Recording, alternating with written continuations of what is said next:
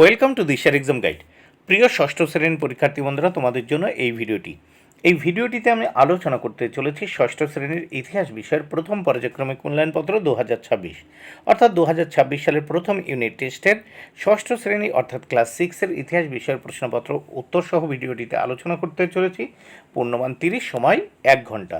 এক দাগে সঠিক উত্তরটি বেছে নিয়ে লেখো। যে কোনো 4টি প্রশ্ন উত্তর করতে হবে 4 মার্ক, প্রত্যেকটির জন্য 1 মার্ক করে বরাদ্দ। প্রথম 1 নম্বর প্রশ্ন দেখে নেওয়া যাক। বিন্ধ্যা পর্বত এর উত্তর দিকের অংশ পরিচিত ছিল যে নামে, তা হলো উত্তর আর্যাবর্ত।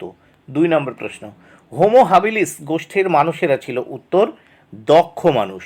3 নম্বর প্রশ্ন, এর মধ্যে কোনটি ছিল একটি বন্দর নগর, উত্তর লোথাল। 4 নম্বর প্রশ্ন, মেহেরগড় সভ্যতা আবিষ্কৃত হয়, উত্তর 1974 খ্রিস্টাব্দে।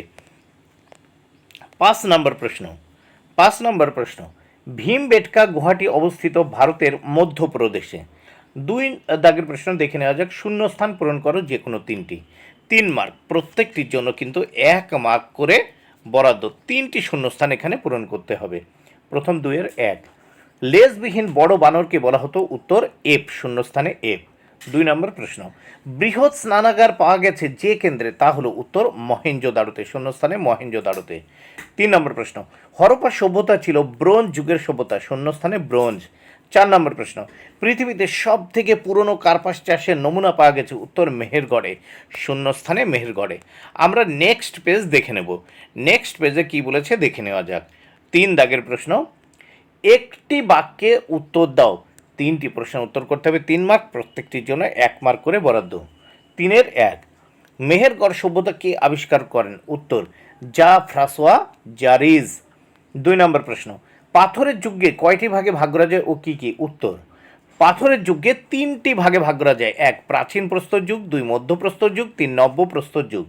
3 নম্বর প্রশ্ন, সিটাডেল কাকে বলে, উত্তর হরপ্পা সভ্যতার শহরগুলির পশ্চিম দিকে অবস্থিত অপেক্ষাকৃত ছোট কিন্তু উঁচু এবং সুরক্ষিত অংশটিকে সিটাডেল বা দুর্গ বলা হয়।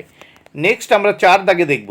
4 দাগে কি বলেছে, 2-3টি বাক্যে উত্তর দাও। যে কোনো 2টি প্রশ্নের উত্তর করতে হবে, 4 মার্ক, প্রত্যেকটির জন্য 2 মার্ক করে বরাদ্দ। 4-এর 1, মানুষ কিভাবে আগুন জ্বালাতে শিখল। 4-এর 2, সিন্ধু সভ্যতা বিলুপ্তির 2টি কারণ লেখো। 4-এর 3, হরপ্পা সভ্যতার কারিগরি ব্যবস্থা সম্পর্কে লেখো। 5 দাগের প্রশ্ন দেখে নেওয়া যাক। 5 দাগে কি বলেছে, নিচের প্রশ্নগুলির উত্তর দাও। যে কোনো 2টি প্রশ্ন উত্তর করতে হবে, 6 মার্ক, প্রত্যেকটি প্রশ্নের জন্য 3 মার্ক করে বরাদ্দ। প্রশ্নগুলো কিন্তু ভালো করে বই দেখে পড়ে নাও। 5-এর 1, আদিম মানুষ যাযাবর ছিল কেন। 5-এর 2, মেহেরগড় সভ্যতায় কোন কোন কৃষিপণ্য উৎপাদিত হতো। 5-এর 3, হরপ্পা সভ্যতার লিপি সম্পর্কে যা জানো লেখো। 6 দাগের প্রশ্ন, নিচের প্রশ্নগুলির উত্তর দাও। যে কোনো 2টি প্রশ্নের উত্তর দিতে হবে, 10 মার্ক, প্রত্যেকটি প্রশ্নের জন্য 5 মার্ক করে বরাদ্দ। 6-এর 1 নম্বর প্রশ্ন, 6-এর 1 নম্বর প্রশ্ন, মহেঞ্জোদারো সভ্যতার বৃহৎ স্নানাগার সম্পর্কে লেখো। 6-এর 2 নম্বর প্রশ্ন, হরপ্পা সভ্যতার শস্য মজুত রাখবার ব্যবস্থা কেমন ছিল সে সম্পর্কে যা জানো লেখো। 6-এর 3 নম্বর প্রশ্ন, হোমো ইরেকটাস ও হোমো স্যাপিয়েন্স মানুষের তুলনামূলক পার্থক্য আলোচনা করো। 4 নম্বর প্রশ্ন, আদিম মানুষ জোট বেঁধেছিল কেন, এই জোট বাঁধার ফলে তাদের কি কি সুবিধা হয়েছিল। বন্ধুরা, ভিডিওটি ভালো লাগলে অবশ্যই লাইক, কমেন্ট, শেয়ার করো। Thank you very much. Keep watching my channel and my video.